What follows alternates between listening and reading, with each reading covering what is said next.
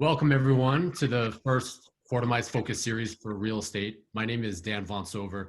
I'll be the moderator for the next hour. For those that don't know me, I lead the real estate practice at Fortimize. We're a Salesforce consulting partner specializing in financial services.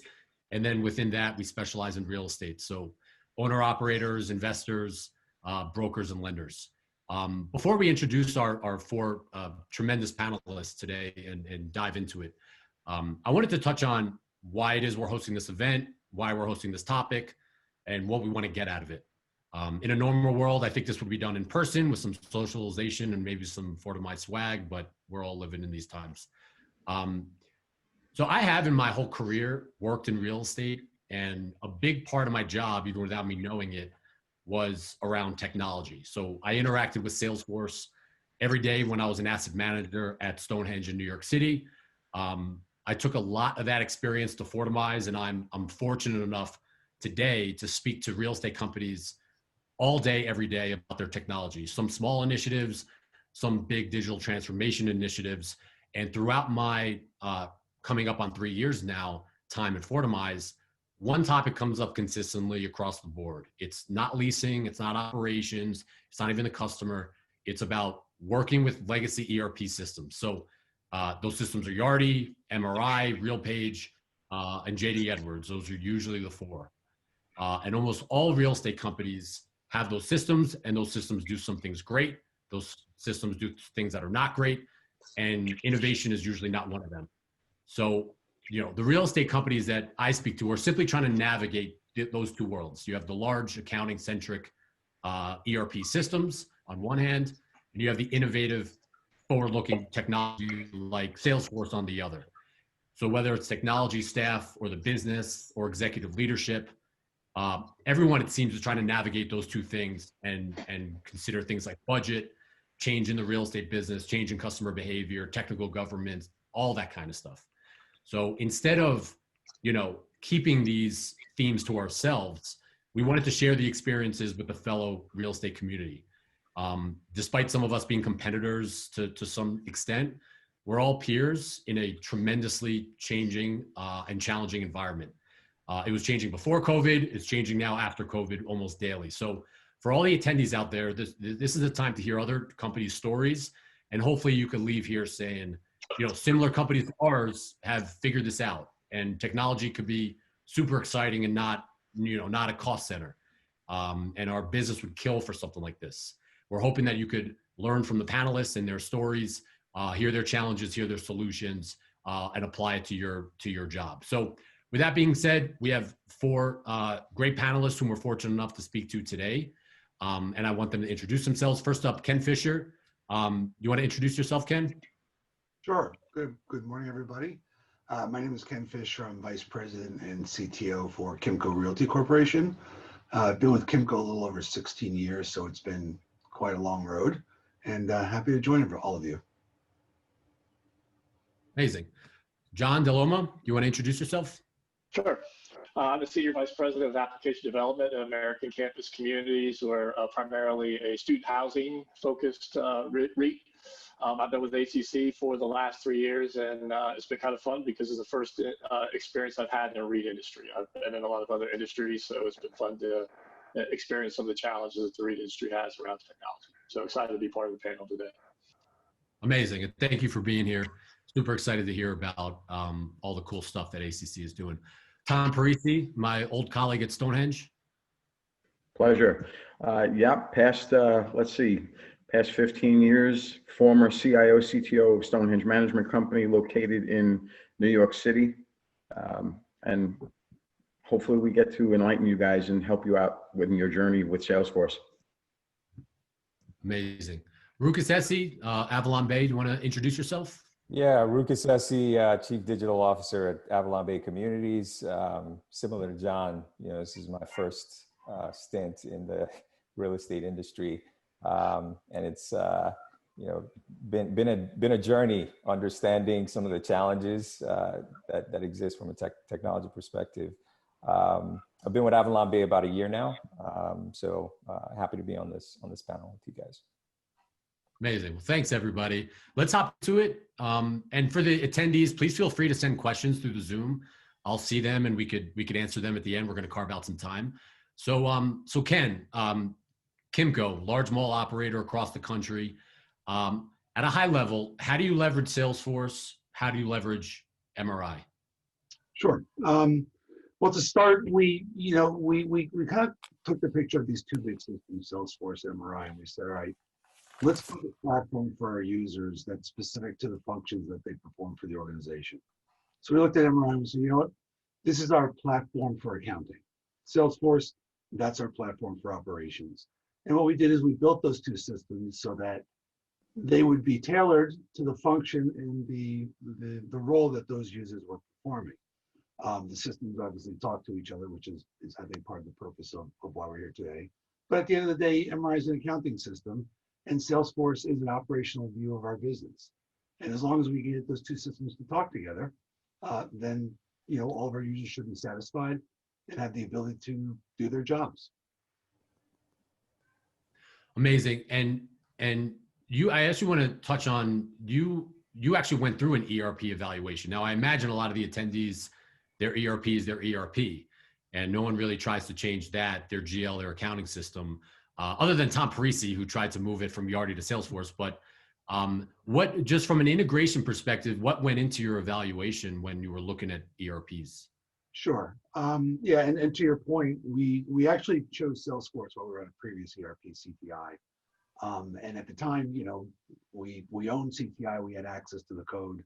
I had two RPG developers on staff, so integrating wasn't a problem. So we went forward with Salesforce. When CTI was sunsetted and the decision had to be made about moving to a new ERP, obviously we were involved in that selection process. I think at the end of the day, it's important to note that, we let the users drive the decision.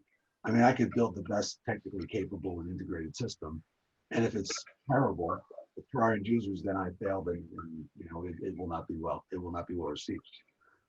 So, we were part of the selection process. IT was part of the scoring tool. Integration was certainly an area that we looked at. But I will say, coming out of those demos, we felt comfortable being able to integrate with any system that our users chose. Some might have been easier than others. And that, you discover as you go through the process. But at the end of the day, we felt comfortable that we could have integrated with whatever anybody chose. Gotcha. So you basically said, we got the demos for these ERPs. We're comfortable integrating with any of them. We're, Salesforce and open platform integrate with all of them. Now let's look at the business pieces of it. And ultimately you went with MRI. Great. Yeah, and we spent, during those demos, we spent a bit of time with the technical resources that came in for the various software vendors. And, we asked the basic questions. Is your data model accessible? Do you provide an ERD? Do you provide documentation about how the system works? What are the available methods to extract data out of the system? And how easy are those tools to use? Likewise, how well are you as a partner with us, the ERP vendor, going to work with us to help us develop these integrations? Because to your point, then getting information in and out of Salesforce, it's not the hard part. And honestly, getting into ERP and out is not that hard either. It's just you've got to go in with the right tools and the right information. Amazing. John, what about you? ACC. How do you use Salesforce? How do you use MRI right now?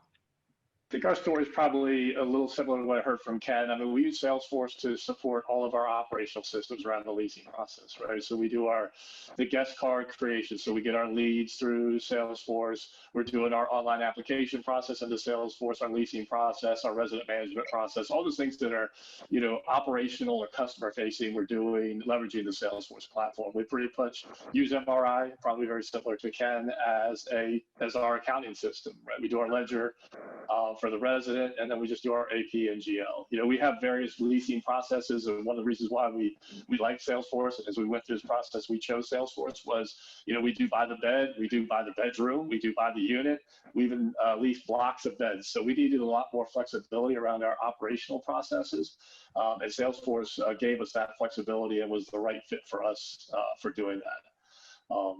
for us even, Disney was is a new thing for us. It was a different process and outside of our student housing vertical. So it presented some challenges for us around the way we integrate with Disney systems. So having Salesforce as our operational platform really gave us the flexibility we needed to support that. So so we use Salesforce like they do, like Ken talked about, and we use MRI just as our accounting system for the lack of to kind of keep it simple.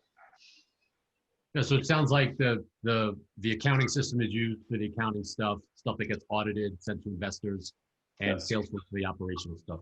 Yeah. I definitely am going to come back to hear about the actual integration method there. But Tom, sole Yardi user on the panel. So Stonehenge is a big Salesforce user.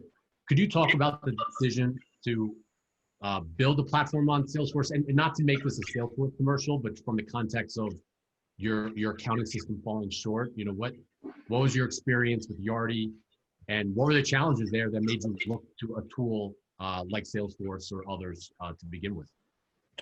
Yeah, so I don't want to copy and repeat what John and Ken said, but we went along the same route after it was determined that Yardi had to be the financial reporting system. We just decided to put every other component on Salesforce, and customer facing was huge for us because we were figuring that would be our big differentiator. Yardi at the time just did not play well, and there was only really two ways to get any information out of Yardi. One was a full SQL database backup of the entire database every night, or we could pick and choose and get an FTP upload of individual fields. Now, that in itself presented a challenge because their data dictionary was well over 400 pages, and they had similar names for fields such as something as simple as rent. There was literally 34 or 36 fields with rent something, so it became a challenge to do the proper mapping. So the data integration in the beginning of the project was a huge challenge, and what we did was we found a partner very helpful. We had great executive sponsorship with Ofer Yardeni, and we had a champion of the project who's actually on this call, Mr. John Fishman. I have to give a call out to him. John had the energy and the ambition to go forth and just be relentless with this whole thing. And we got a partner with Informatica, which is, again, I don't want to be a commercial. It is a great tool for doing any sort of data mapping and integration. And that's the route we had to take, was getting a full SQL database. We went along the FTP route for a while, and it just wasn't working out as we needed more and more data out of Yardi as we grew with the Salesforce initiative. It was just becoming way too clumsy and clunky and not too dependable. So then we went to the full SQL database and got an Amazon, an AWS instance, and that was key. But that wasn't a 2 or 3 month thing. That was over the course of, probably 2.5 to 3.5 years that all transformed itself. Tom, was Yardi involved at all? I mean, did they have support staff to kind of help you along the way, or were you out on your own? How did that work? So Yardi does have support for Yardi. Any software issues that you have, their team is, they're crackerjack at their product. But when it came to any sort of integrations, they really didn't have much going on unless you wanted to join their partner program. And at the time, it was just cost prohibitive for us to do that. And we did not want to become a Yardi partner. That in itself presented a whole lot of difficulties and intricacies. So getting the data out, that was the only way. Getting data in at that point was just a big no. I know over the last 3 or 4 years, they've transformed. Now there are certain fields that they will let you update in the database, and there are certain ones that are still locked down. But that doesn't mean there's no hope. I can tell you that there are partners that you can work with that can get that data in there and upload it, and it works. Yeah, I definitely want to come back to that. Rukus, in evaluating your technology, what works, what doesn't, and with MRI, what are your current business and technical roadblocks? So what feedback have you gotten from the business, or what you've seen yourself, that made you want to explore other systems to operate your business? Yeah, it's so given some of the comments from John and Ken, they're a little bit ahead of where we are in terms of clean separation between operations and accounting. Our operations, teams utilize multiple systems. So we've got a little bit of Salesforce and a little bit of MRI. So I think it further complicates sort of the overall ecosystem. From a business perspective, it's really about speed. I think the name of the game for us is speed to innovate, speed to market, speed to scale, speed to evolve. And as a business, we are constantly exploring different ways and different ideas outside of sort of the core of the business, which is apartment rentals, and it's incredibly challenging to implement those solutions in MRI.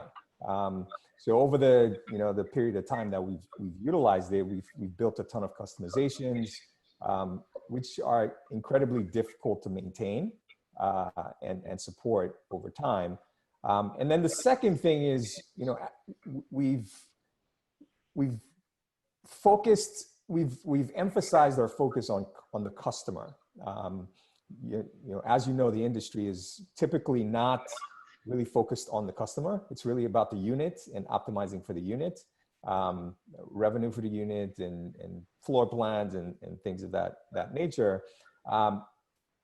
But with MRI and some of the ancillary solutions that we have, it's almost impossible to have that view, complete holistic view, to really solve for our customers' needs.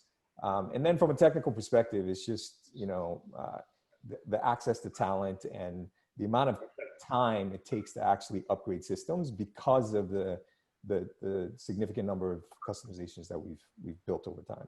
Amazing. Yeah, Rukus, you said something interesting about being focused on the customer, and that's just not something that's typical in the real estate industry. I always say, look at like a multifamily owner-operator website, and what do you see? You see pictures of clubhouses, you see pictures of apartments and buildings, nothing around the customer community, nothing around them saying, I want to live somewhere here. It's just really a piece of property. Right. So I'm with you that there seems to be slowly being a shift in now let's actually focus on the customer. And that's something that maybe the big ERP don't really do very well. Right. John, could you talk at a high level, how do you integrate MRI and Salesforce, both the method in which you do it and maybe sort of the reasoning behind those particular data points for the business? Yeah, sure. So when we started down this vision a couple years ago, so when I came on, this was really the beginning of this process of us transforming and going to Salesforce. We knew integration was going to be critical to our success, right? If we wanted to leverage each part of the system and our ecosystem to its maximum capability, we were going to have to be able to integrate those applications. So we started down this path, and we had a lot of batch processing that was moving data using API endpoints back and forth to Salesforce and moving data fine. There were some limits we were pushing up against. So we've actually evolved as we've gone through this process. We use Azure messaging queue, right? So now it's much more real time. We put things on the queue. If something, so example, we have a process where if a promotion ends, we have a cap, say there's a cap of 50 for free parking. We want that promotion to end.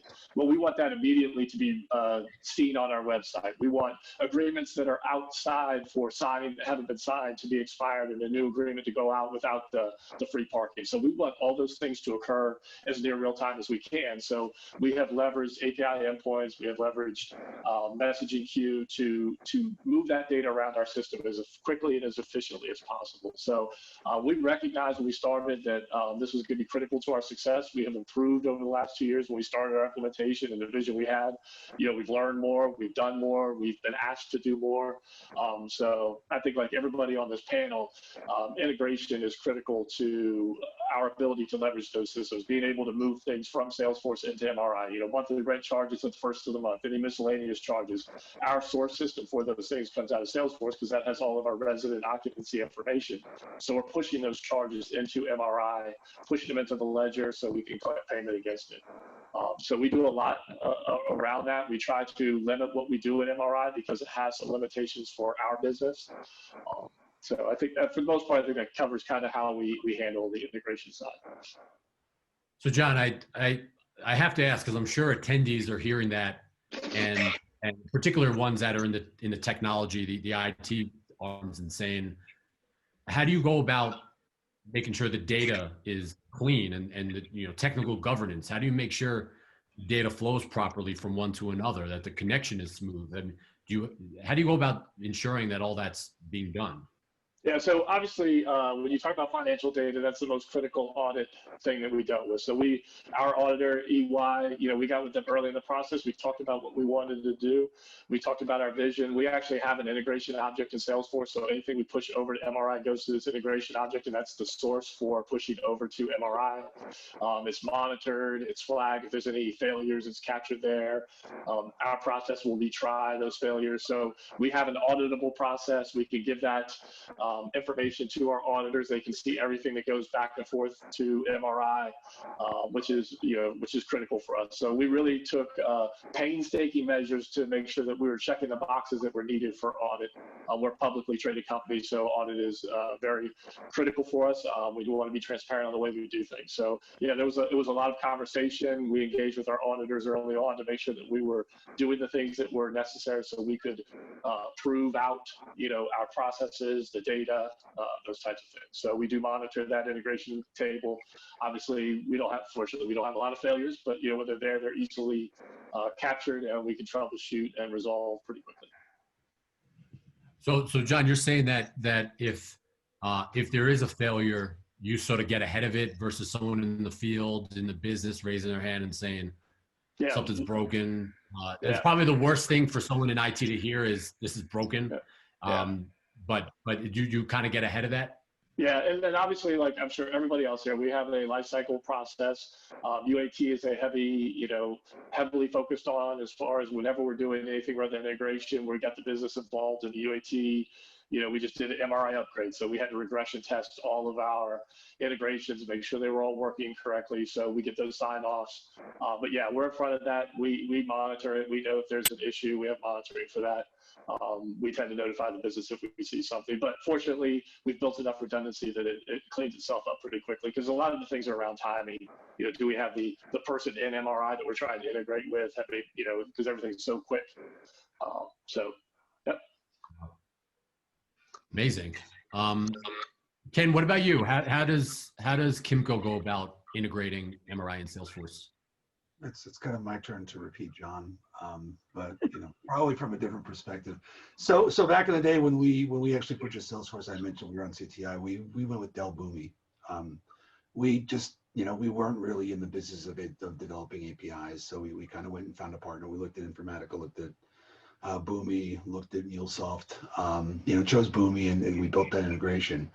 When we moved over to MRI, there was an opportunity to evaluate whether or not we wanted to stay with that product or do something ourselves. And we made the decision to go with Azure, just like John. The reasons behind there were a couple. There were limitations on Dell'Omo. It was getting pricey with the number of integrations that we were starting to build, and it's a per connector kind of pricing model. So as we were looking at what we wanted to do in the future, the volume of integrations that we thought we might be executing both with MRI as well as to our other systems became such that we decided it was better to go on our own. We do use Azure as well, consumption plan. It's at the end of the day, the data's got to reside where it belongs. There's got to be one owner of the data, right? So, the financial information sits in MRI, the operational information sits over on Salesforce, and we push back what is needed going in either direction. What we didn't want was a bloated MRI system that had, purely tenant-based attributes that were only used for operational reporting. Users going to screens that had 26 user-defined fields that were tracking all this information, and frankly that it wasn't getting updated because users have if you're not an active user of a system like MRI, right, you're a lease admin and you're now responsible for maintaining a single field on a single page inside of the financial system, your motivation to go in there and actively manage that data becomes less and less, and the data quality becomes that much more impacted. So, again, we keep the resident information where it belongs. We push it back and forth, via Azure, and it's working pretty well. Now, Ken, did you look at MuleSoft or other methods that you and your team made the decision that's not the best route? We're going to go this way, and why didn't you go like a MuleSoft route or another method? When we were getting away from Boomi, honestly, we briefly looked at them again, but not much had changed from the previous, evaluation that we had done. I think it was like 3 or 4 years earlier. Over those 3 or 4 years, we became more confident in our ability to develop the APIs on our own. At the start seemed like, if you're not a development house, and we didn't really have a development team when we went with Boomi, looking at developing all these APIs on your own can seem daunting. But we hired somebody who had some experience with developing APIs in Azure. We sat with him and went through the integrations that we had, as well as the ones that we wanted to build. Looked at MuleSoft, talked to Salesforce about MuleSoft, looked at Boomi and Informatica, and just felt confident that we could do it on our own. And that's the way we went, and it all worked out. And Ken, how much of this design for the integration was done up front? I assume there's a fair amount, but did you go into this project saying this is exactly how we're doing it, this is the architecture, and then you implement it? Did you do pivoting during it, because you don't know what you don't know? Or just in general, any gotchas around the integration, and can you speak a little bit on that? Make sure you test the integrations in your test environment first. But no, that didn't happen to us, but I mean, that goes without saying. It's an iterative process for us. Like we didn't big bang this thing and say we're going to develop 125 APIs or whatever the number's going to be, and let's all get them done and then we go live. It starts with the simple stuff. We have now contacts that contacts are being maintained in Salesforce because that's where they belong. This is a CRM after all. It's contact management. So as contacts are updated, we need certain contacts inside the financial system, billing address, legal contact address. So, you start with that simple integration, say, okay, let's put this over. Okay, now we've got the integration in both places. Some of it was forced on us. I mean, honestly, because with going live on MRI and converting to a brand new financial system, we did take a hard look at what the custom fields were. So like as we were implementing, we had a list of custom fields that were coming out of CTI. We took out the ones that weren't being used, the ones that somebody said these need to remain. We sat with the user and said, what is it for? Who's updating it? How often is it updated? Why is it being used? Where is it being used? And if it wasn't being used for something inside of MRI, it went off the list and it went to Salesforce. So it was kind of like a piece by piece. And then you figure out the ones that do need to talk to each other, the information that needs to go back and forth. And we started with those. But as we continued to develop more tools on the Salesforce platform, there's information that belongs, in the ERP system. We just developed a rent commencement date tracker, right? So that's a field that obviously is MRI because that kicks off the rent billing. But the activity of actually managing the build out and the expansion of the space or whatever you're doing, there's a date that's moving, getting the permits. So we're matching that date and we're tracking it inside of Salesforce. And when we tender the building, we send the date over and then it's updated MRI. So you've removed, 2 people having to perform the same function with an email going back and forth about, hey, by the way, this is the new RCD, make sure you enter an MRI. They forget. We're not billing them when we should start billing them. Like, that's the whole point of doing this, is to eliminate those redundancies and ensure that the data is accurate. Yeah, it's funny, when I talk to companies and they talk about integrations or they ask about integrations, a lot of times people think this is like a light switch where it's on or off and all the data flows from one to another.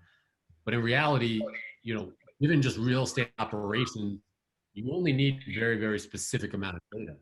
I mean, if you're in Salesforce as a leasing agent, either for retail, commercial, family, what do you actually need from an MRI or a Yardi? You need a lease expiration date, you need the tenant name and a rent charge.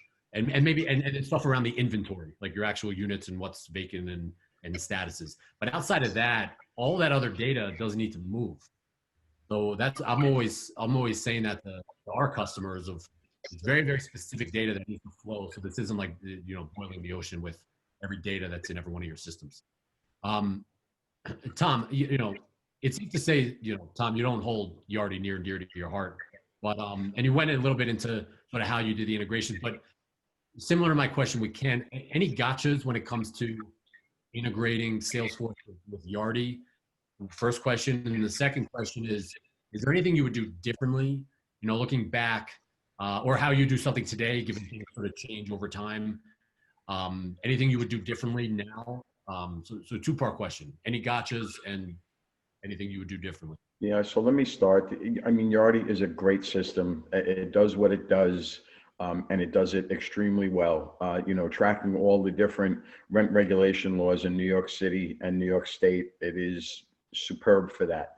Outside of being in that rental arena for that specific item and then doing the financial reporting, we made the decision to do everything else on Salesforce. So we became, as Dan, as you well know, Ofer Yardeni, the founder, was very big on, he wanted it to be customer friendly. It wasn't about technology's sake. It was about, I don't know if it was John or Ken who said it, but we didn't want to duplicate anything, but we definitely wanted to make everything friendly. So that caused us to do a ton of integration work. So roll back the tape. What was the pain point? The pain point was just making that decision and getting buy-in from the people to say, okay, Yardi's only going to be used for the accounting department. Everything else is you're going to log into a Salesforce screen. And that was a big cultural shift. And for those of you who have been in real estate for a while, this was back in 2008. So it was going basically from the 1960s to, the new century, the new millennium, even in a matter of, a couple of months. So it was managing the change management was probably more difficult than even just getting the right data out of Yardi and getting that all set up. But the change management was something to be very, very aware of. And I think it was Ken who brought up the point that, listen, we can build just about anything. We're technologists, we are innovation people, we can do that. However, the end users are the ones who really need to be involved with designing the system.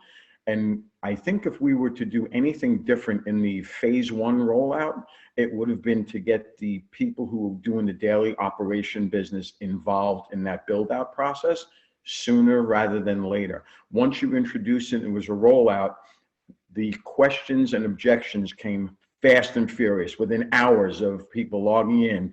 It was like, why the hell did you do that? We don't do it this way. We do it this way. And, we're all like, oh, okay. So yeah, there was a lot of redo, so the initial lead screen that had probably 84 fields for the leasing agents to fill out went quickly from 84 to 20, because again, we only needed some pertinent data before it became an opportunity. So that was one of the things I would definitely have done differently. And then from there, once people got involved and they became a champion of the project and they can see that their suggestions were actually live on screen now, we had buy-in. And within, I'm going to say, a year of the initial rollout, and we corrected those issues, we went from just doing a fully automated leasing rollout to we were now doing purchase orders. We were now doing tenant cases online. We were now doing the calendaring for freight elevators, all in Salesforce, and being able to do email notifications, and it just grew. So getting the people involved again early was key, and there's nothing you can't do. The platform is that extensible, and again, not to be a Salesforce commercial, but I'm going to assume I'm the oldest technology guy in our panel here, just from the amount of, or lack thereof, white hair now. It is really an open, wide open platform, which is secure. I don't want anybody to get nervous about that, but if you can really think it and build it out, to Ken's point, and have that time in the team to do it. And I think Lucas mentioned it as well. He had a lot of customization work. But there are ways to do that, especially now with the declarative tools that we have with Flows and Process Builder. There are a lot of ways to build out a whole lot of automation with just minimum Salesforce experience and usage. I mean, being a Salesforce admin is a tough title to have, but it's not like you need a developer. For that, we would go to a Fortimize, right? So now, roll tape forward, the things that we were looking out for as we were doing our integration work was using less and less Apex and using more and more declarative, only because, to Lucas's point, it became easier for us to manage, right? We had a very small IT shop. It was 3 of us supporting, you know, all of the IT initiatives. And the only way it was going to work is if we knew and we can control, as opposed to John's point, he was one step ahead of the curve at all times. Well, when something broke in Salesforce, if my team did not do it, we were a phone call away and opening up a ticket in a queue. And if salespeople in the leasing department can't have a current inventory, you know what that's chaotic, and that's not good for business. So sorry, so long-winded. That was great. So just to say it back, so it's sort of what you would do differently is not necessarily changing do a big pivot for the method of how you integrate, but it's more of involve the business. The end users could tell you, here's what I need to see in my day-to-day. People who are on the Yardi side could say, here's what I don't want to keep re-entering again, because there could be issues with you know, duplication or human error and that kind of stuff.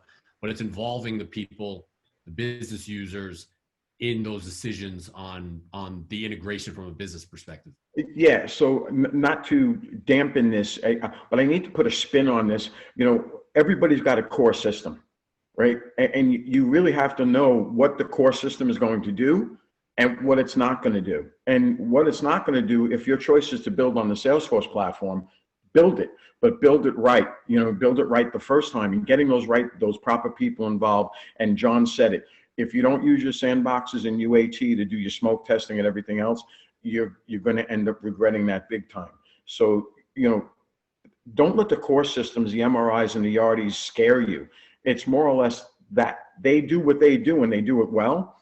It's what they don't do well and what you can do and manage easier and give your users, whether it be your customers or your end users, a much better experience and easier, less clicks, less screens. Everybody loves that.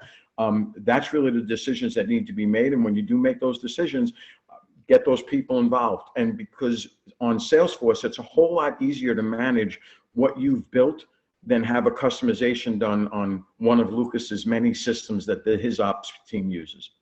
Amazing. So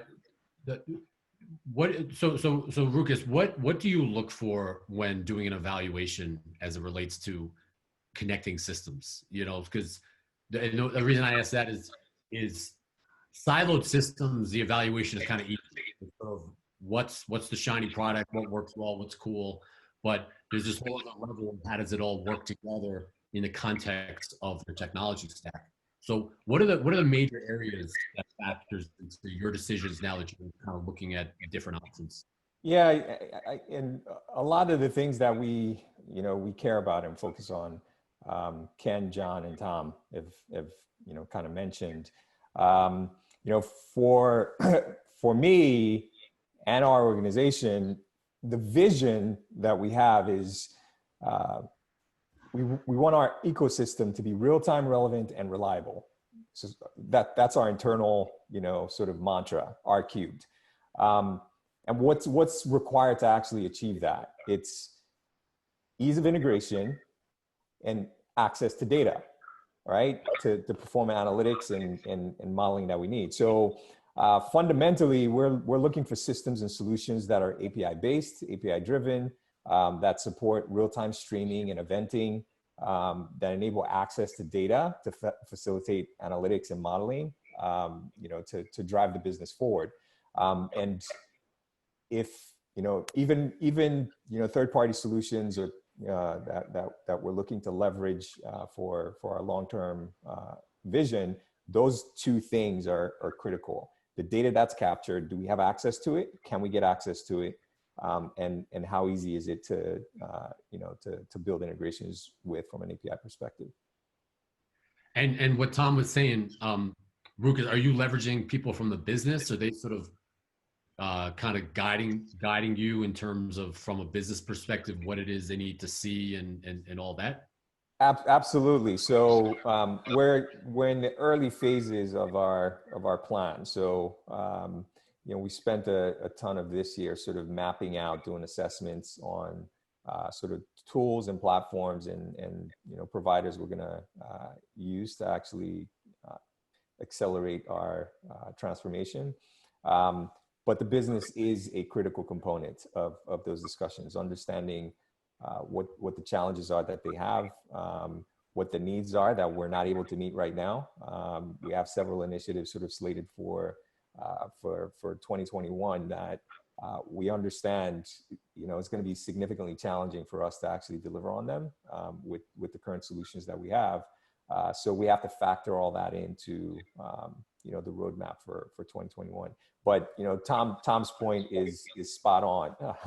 Change management is a huge piece. One of the things that we've, how we've been thinking about sort of the transformation is really, given my background in the organizations I've led and transformations I've led in the past. Very microservices driven, very fit for purpose, solutions, real time driven, and the area that we kind of got stuck on was yes, we're going to solve for our customers, our external customers, but how do we also make things simpler for our internal ops folks? We don't want them dealing with 17 systems to get work done. Yes, we're trying to automate as much as we can and streamline processes. So it's solving for both customers, our external prospects and residents and internal folks, and trying to simplify the number of systems that they have to interface with to get work done. Amazing. And they relate to each other, because if you have a leasing agent internally that's jumping around systems and working inefficiently, it has a trickle-down effect to the customer. Absolutely. You definitely relate to each other. But to play it back, you solve for both. You solve for internal, so the internal efficiencies and processes and workflows and automations that generally up employee satisfaction. People want to come to work. They're excited about leveraging that technology because they know it integrates with their systems well and there's not data problems. But then also the customer experience and the customer facing stuff, which are ultimately the people that rent your apartments. Absolutely. Amazing. John, I wanted to ask you, we were talking about the data governance and getting ahead of any potential errors and all that stuff. It sounds like you have a staff of team that really is on top of this and a really well thought out plan of who does what within the organization. Could you just talk about the executive support that you guys have had? Because it seems like the executives at ACC said, over the next couple of years, we want to do something major here. We want to separate ourselves. So you just talk about that support and how important that was to what you're doing now?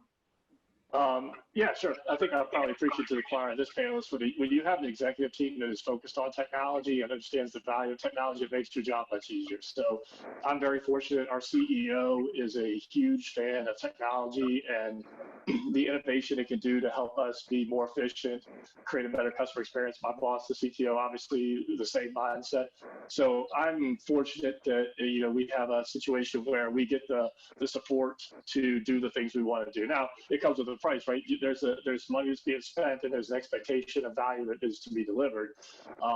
And I think, Tom really nailed it. The thing about Salesforce that's been beneficial for us is that as we have delivered things to the business, they've seen the value of the platform and they've wanted to reinvest more money to do more things, right? Like they see how quickly we can do things, how efficiently we can do things, the benefit to the customers, so it's, you get a little bit at the beginning, you prove the value of it. And now every time they need something, the question is, how can we do this how can we do this on our core platforms? Obviously, Salesforce and MRI. How, what's the way that we do this? So yeah, and it's funny because I know Ken talked about doing APIs internally.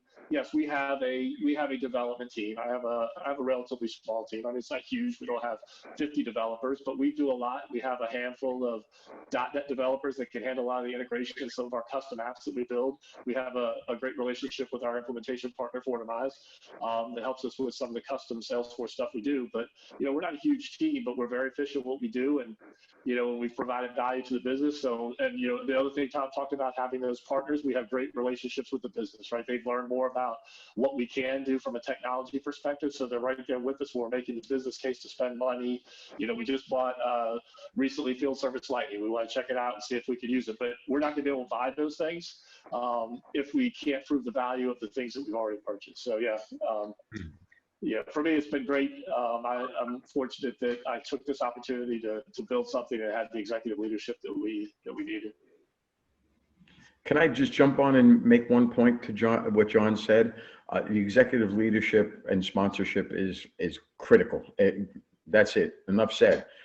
However, partners in the technology arena are crucial to pick the right ones and get the right relationship. My team, listen, I'm not going to preach. My team we were not crackerjacks at all. We were good at what we did, and we were diligent. And we were turning around API integrations in 2 weeks. I mean, from start to live. And that's not because we were so smart. That's because the system and the platform was that easy to integrate. And we had partners who were absolutely terrific. And not necessarily the most expensive, but they knew what they were doing. And when they're intelligent and they know their product and we know what we want and we need, it makes it that much easier to get stuff rolled out. And yet 2 weeks to integrate is not happening for any component or module on an MRI or a Yardi ever. And I'm sure Ken and John will attest to that. Yeah, we do deployments almost every 2 weeks of new features out to our customers. It is that, I mean, Tom is not exaggerating, it is that quick to get stuff out. Amazing. We have 11 minutes, and maybe we could end a bit early. Everyone loves meetings that end early. But we do have 2 questions from the crowd that I want to get to. The first question, and we touched on this a little bit, but how involved are the people from MRI, Yardi, and RealPage in your integration efforts? So maybe that could be a question for you, John.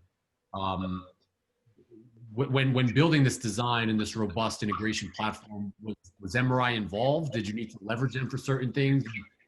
Where do you tell the attendees, you should leverage your ERP staff to kind of help you along the way, if that's what you did? Yeah, we actually have, we reached out to MRI. We were pretty transparent about what we wanted to do. We had one of their consultants that was kind of a partner with us as we talked about, we built our own custom integrations into MRI. I know MRI has MRI mix, but we actually built our own custom integrations because we want to be able to do very specific things. We worked with them. We told them what we wanted to do. They helped us make sure that we understood some of the potential pitfalls around their data model and things we needed to populate. So we had a very productive, transparent. We still work with them regularly. I think for us, just being upfront about what we're trying to accomplish, understanding it's a partnership, treating them as a partner, I think was productive for us. And yeah, we didn't have any problems working with MRI. I think it's probably the same experience Tom had with Yardi. I mean, MRI is a good product. It does what it does well. And we leveraged their expertise to make sure that we could do what we wanted to do efficiently.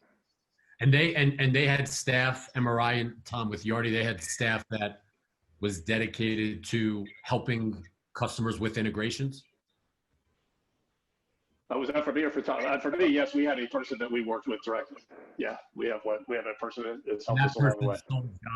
That person's sole job was helping the customers with integrations to other systems?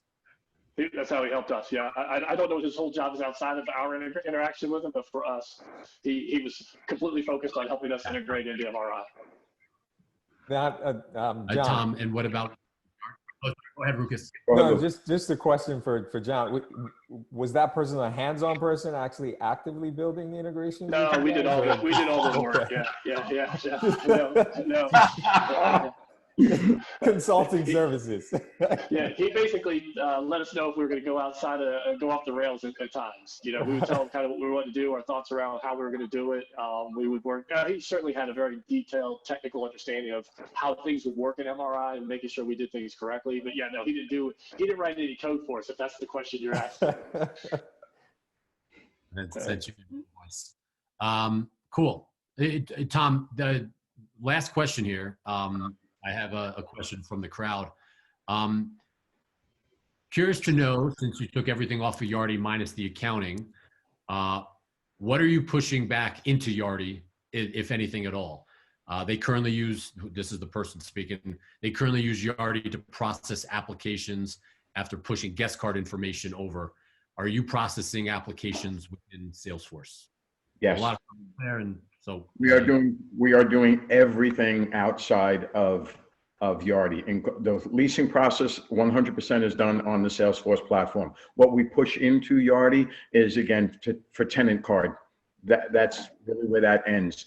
To go back to the initial question too, Dan, Yardi integration wasn't existing when we did this in 2008, and about 3.5 years ago, we had Yardi who said they're ready, they want to get us off of Salesforce and bring us back in.